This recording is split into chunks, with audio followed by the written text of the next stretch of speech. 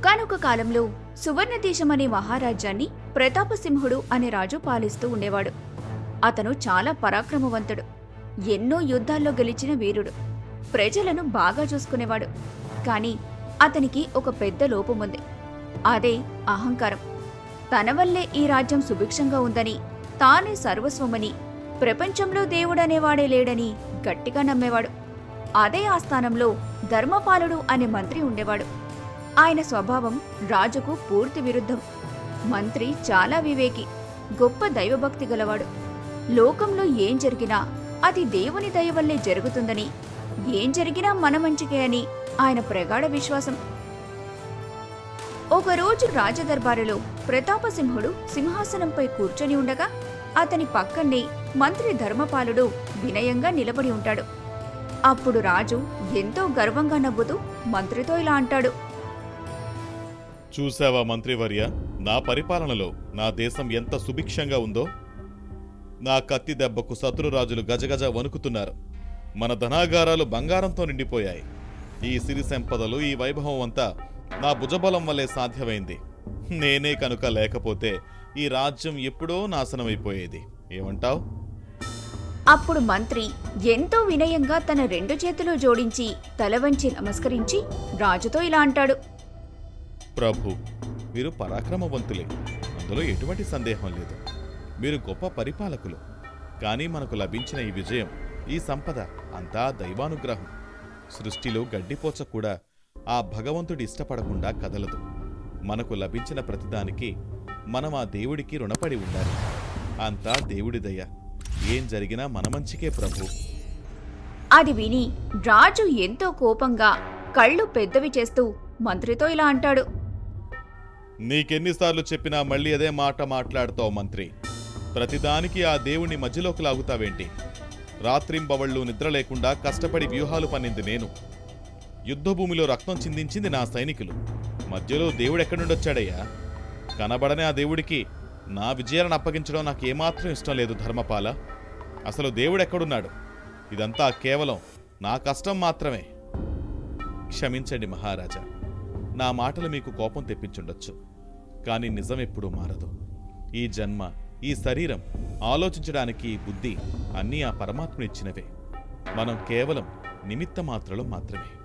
ఆయన ఆడిస్తున్న నాటకంలో మనం కేవలం పాత్రదారులం అంతే.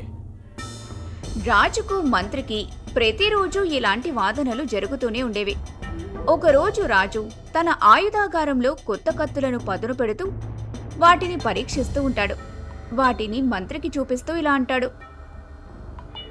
ఆహా, ఈ కత్తి ఎంత పదునుగా ఉందో చూడు మంత్రి. దీంతో శత్రువుల తలలో ఒక్క వేటుతో తెగిపోవలసిందే.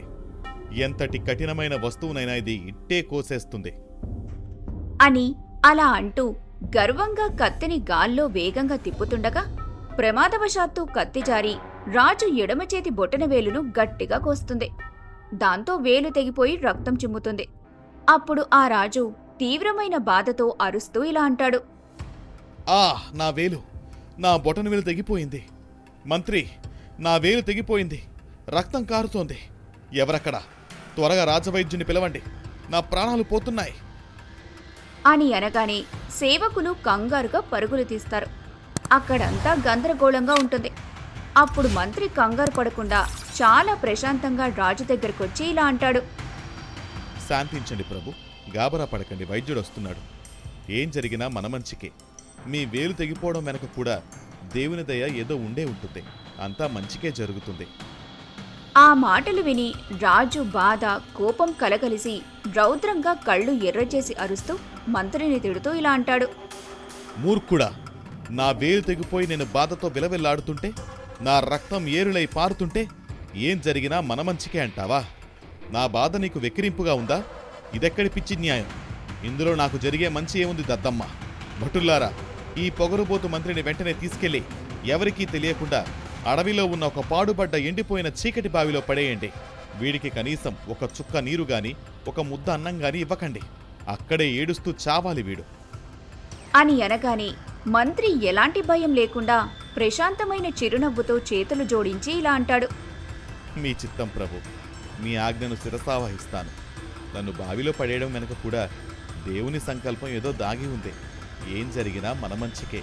అంతా దేవుని దయ. అని అనగానే భటులు మంత్రిని ఇనుప గొలుసులతో బంధించి దయలేకుండా అక్కడ్నుంచి లాక్కుని వెళ్తారు. అలా రాజుగారి కఠినమైన ఆజ్ఞ ప్రకారం భటులు మంత్రిని తీసుకుని వెళ్లి అడవిలోని ఒక లోతైన చీకటి బావిలో పడేశారు. అలా కొద్ది రోజులు గడిచాయి. రాజుగారి వేలుగాయం కొంత నయమైంది.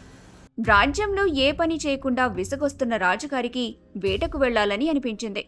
తన సైనికులను తీసుకుని అడవిలోకి బయలుదేరాడు. అలా తన గుర్రంపై అడవిలో వెళ్తూ ఉండగా తన మనసులో ఇలా అనుకుంటాడు. చాలా రోజులైంది ఇలా వేటకొచ్చి.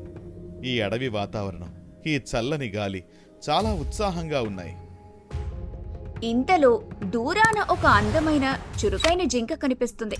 అది చూసి రాజు ఇలా అనుకుంటాడు.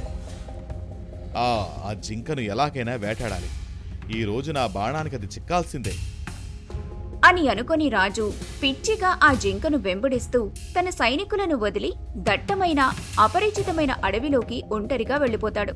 నెమ్మదిగా సూర్యుడు అస్తమిస్తాడు. చీకటి పడుతుంది. భయంకరమైన గుడ్లగూబల అరుపులు, క్రూర జంతువుల శబ్దాలు వినిపిస్తాయి. కీచురాళ్ల చప్పుడు భయాన్ని పెంచుతుంది. కంగారుగా గుర్రం దిగి చుట్టూ చూస్తూ ఇలా అనుకుంటాడు. అయ్యో, దారి తప్పినట్టున్నాను. సైనికులు కూడా ఎక్కడా కనిపించడం లేదు. ఎంత దూరం వచ్చేస్తానో కదా. గాఢమైన అంధకారం అలుముకుంటోంది.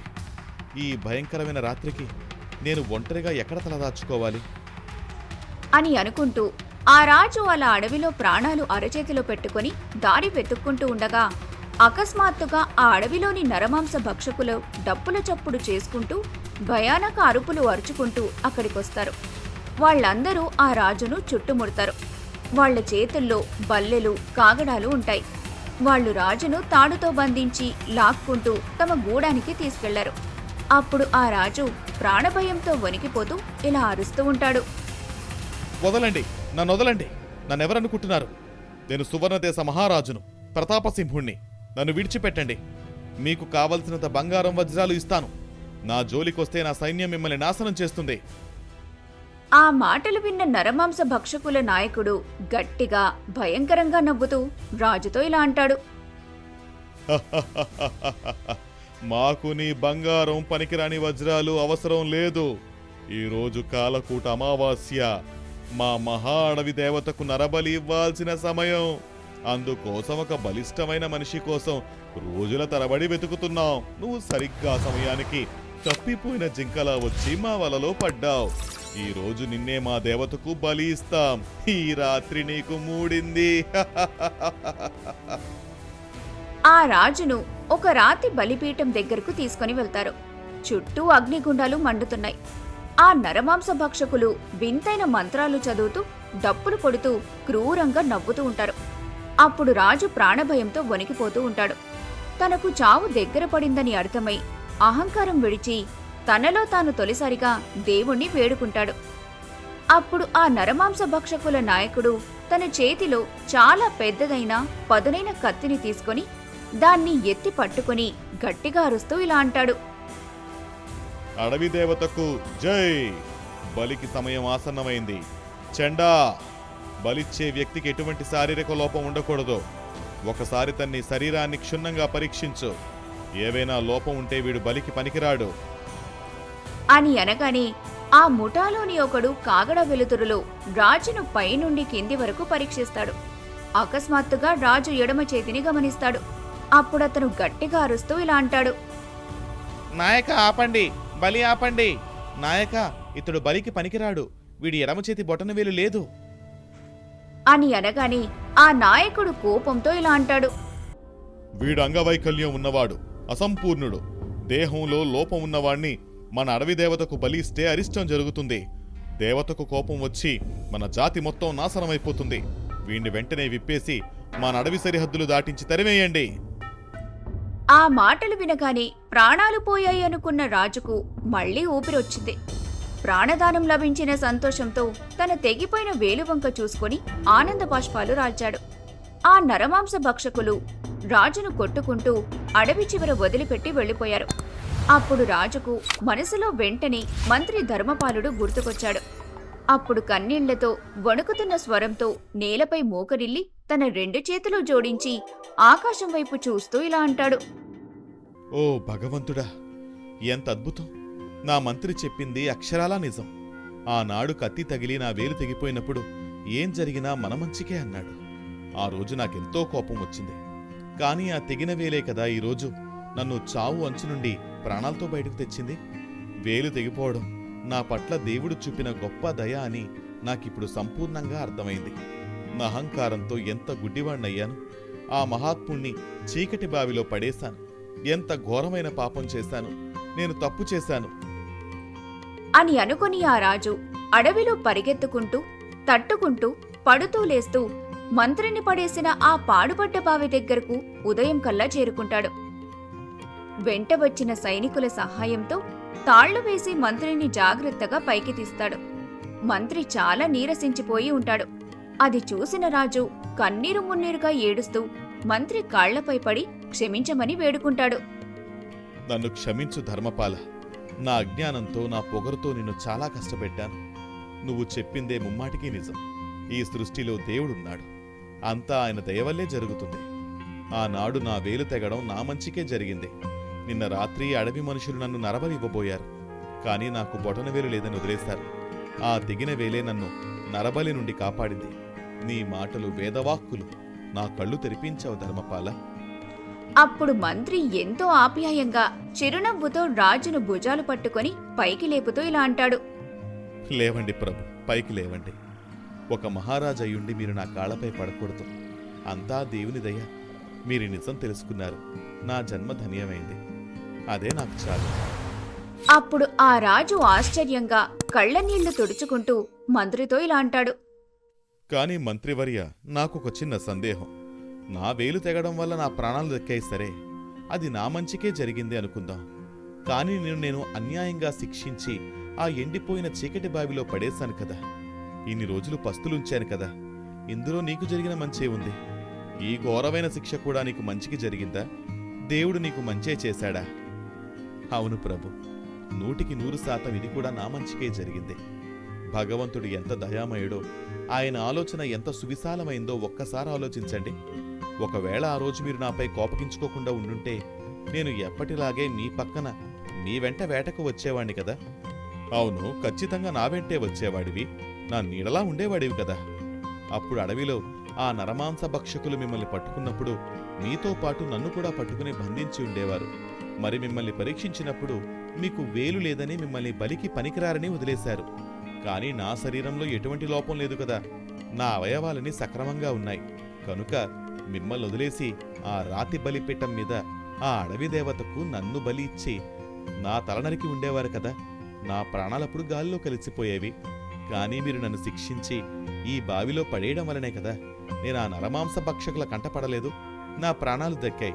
చూశారా మహారాజా, ఏం జరిగినా మన మంచికే.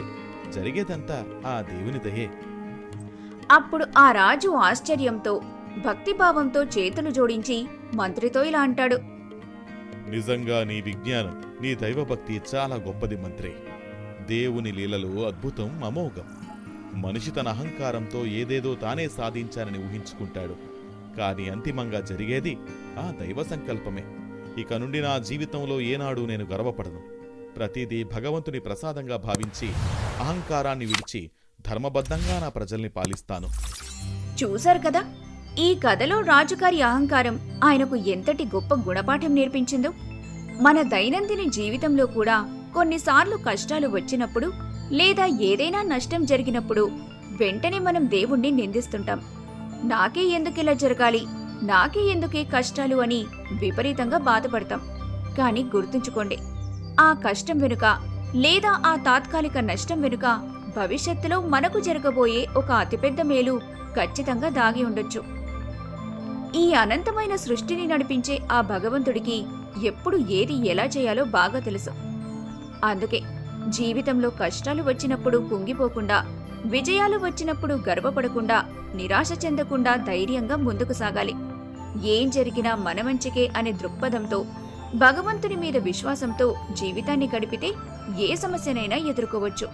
ప్రతి క్షణం ఆనందంగా జీవించవచ్చు. మరో అద్భుతమైన, ఆసక్తికరమైన కథతో మళ్ళీ మీ ముందుకొస్తాం. ఈ కథ మీకు నచ్చితే వెంటనే లైక్ చేయండి, మీ మిత్రులకు షేర్ చేయండి. మరిన్ని అద్భుతమైన కథల కోసం మా ఛానల్ను సబ్స్క్రైబ్ చేసుకోండి. గంట సింబల్ నొక్కడం మర్చిపోకండి. ధన్యవాదాలు.